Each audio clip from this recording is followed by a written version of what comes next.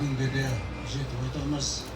Осыдан 5 жыл бұрын мынау жайбарақат жүрген бәріміздің төбемізден жай түсіп, құйрықты жұлдыздай Әмірхан бауырымыз ағып өткенде мен жазып едім, ел сені енді іздей бастайды деп.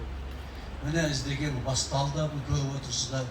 Ел мынау Түркістан облысында Әмірханның атына арналған үлкен ақындар мүшәйрасы болды, жас ақындар мүшәйрасы.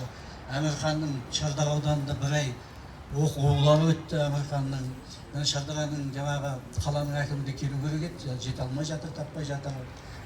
Түркістан облысының ұйымдастыруымен бір шаралар өтті. Қазақстан жазушылар одағына рахмет, осының бәрінің басқасында жүрген. Содан кейін Алматы қалалық әкімшілігіне бұндай тасты орнату оңай емес екенін жаңа Бақыт Қалымбет бауырымыз жеткізді. Жаңа Темірхан ағамыз да үлкен әңгімесінде айтып өтті, үлкен құрмет екенін, қандай ауыр болса да құтты болсын айтамыз деп. Міне соған келіп тұрмыз, осы шараларды өткізіп жатқан. Жаңа Әмірханның әкесі туралы Бақыт бауырым айтып өтті. Әмірханның әкесі Жұмабек өте білімді кісі. Содан туған Әмірханның да телегей теңіз білімнің иесі болуы ол тегін емес еді.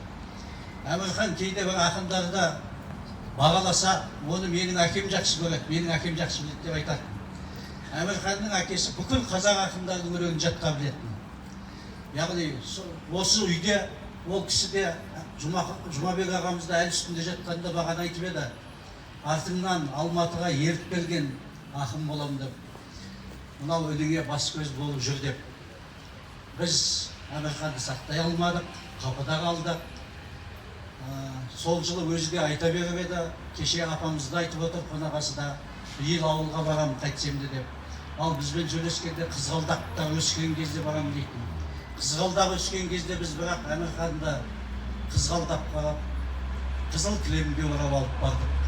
Өкінішке орай Шардараға шалқып жүрген Алматысынан. Сол мен шетелде Бішкекте жүредім ол кезде, шыққан кезде қарасам 5 рет маған телефон соғыпты. Не болып қалды екен деп алдыда бір апта бұрын іздеген едім өзін. Қайта телефон соғып, телефонын көтермеді. Сол түсте Алматыға келген кезде суық хабарды естіп. Шырылдап сонда не кезде екен деп әлі ойлаймын. Алланың дегені болады, адамның дегені болмайды. Өмір өз дегенін істейді. Өкініш қалады. Мен сонда әліге дейін ойлаймын. Егер сонда мен шетелде болмай, Алматыда болсам, Әмірханды сонда мен шақырсам, оны шақырып жүрген өзге әлемнің құшағынан құтылып құрақ ұшып келгенде аман қалар ма еді бауырым деп. Өмір деген осы, енді Құдайға мыңдаған шүкір дейік. Мынандай ескерткіш орнатылып жатыр Алматы қаласында. Бүкіл Құлагер ауданында осы шығар алғашқы ескерткіш. Яғни оған да Аллаға мыңдаған шүкір дейік. Қазір 12-де асы болады.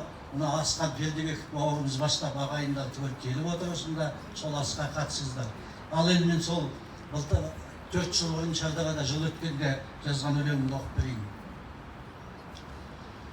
Дүбірімен шығаратын, жыратын, ел өлгенде қуанса екен бір ақын дейтін едің, ал 100 ақын жылады, орындалса мұратың. Күтіп жүрген секілді бір ел үзбей, кеткеннен ақ бастады ғой сен іздей, кеңістігің көз жетпейтін көкжиек тереңдігін түбі шексіз теңіздей, Шардарадай жарға соққан кемері, шалқап жүрдің шабыт ойдың кенені, ақ адалың көңіліңде кеңеді. Соңғы сәтте іздегенің шырқырап, жүрегімде шырылғап келеді. Туған жердің тартылысы бар білсең, аңсағанда еріп кетер әрбір сең. Қызылғынның қызғалдағын күтіп, қызғалдақты қырда мәңгі қалдың сен. Күйбеңді күткен өтетұғын көп күнге, бір түкіріп қалам болдың тек мүлде. Маңдайына түткен елдің маңдайлыл, маңдайына симай ақыр кеттің бе.